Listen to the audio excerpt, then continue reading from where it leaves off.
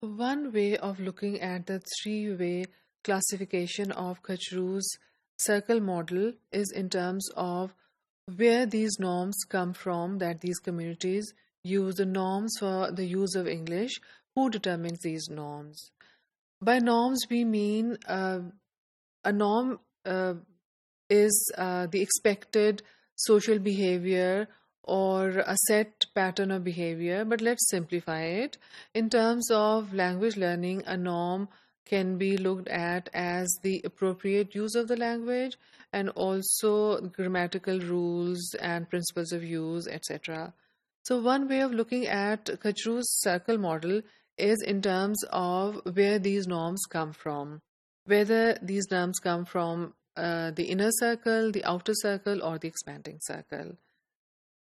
The inner circle is said to be norm providing, the outer circle as norm developing, and the inner circle as norm dependent. Now, what do we mean by this classification? Let's take a look.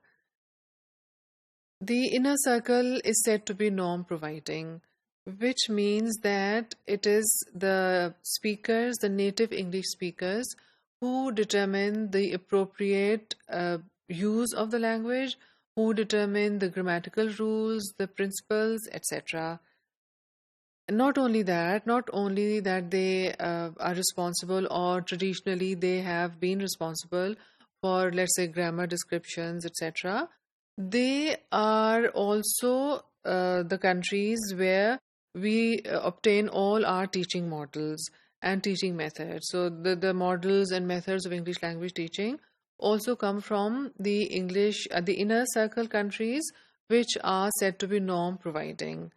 And these teaching methods and models also include the textbooks which are based on these teaching methods and models.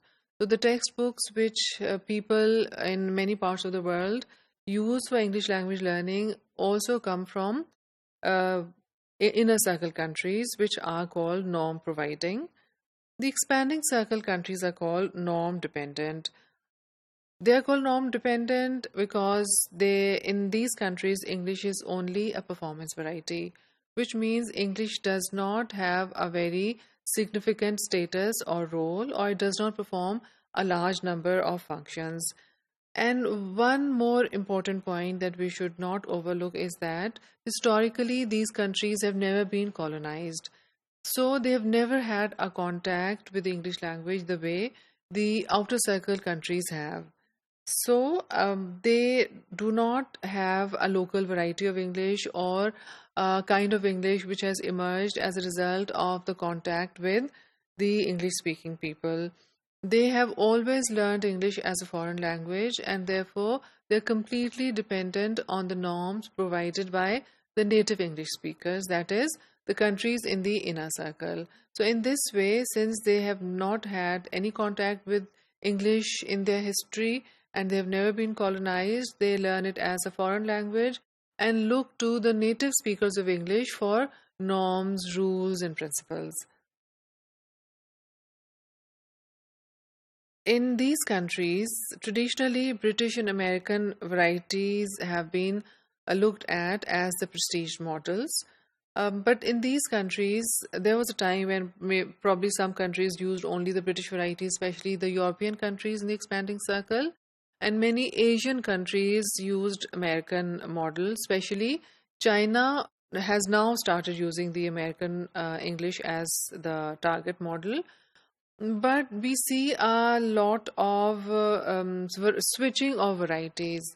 So we see a plurality of varieties being used in the expanding circle countries, which means that they would use both the varieties at the same time. Some people would use the British variety, the others would use the American variety, and they would even switch between the varieties. Then we have the outer circle countries, which are called norm developing countries. The situation in these countries vis-a-vis English is very interesting. On one hand, people would look at English as a prestige language, language of power, and all that.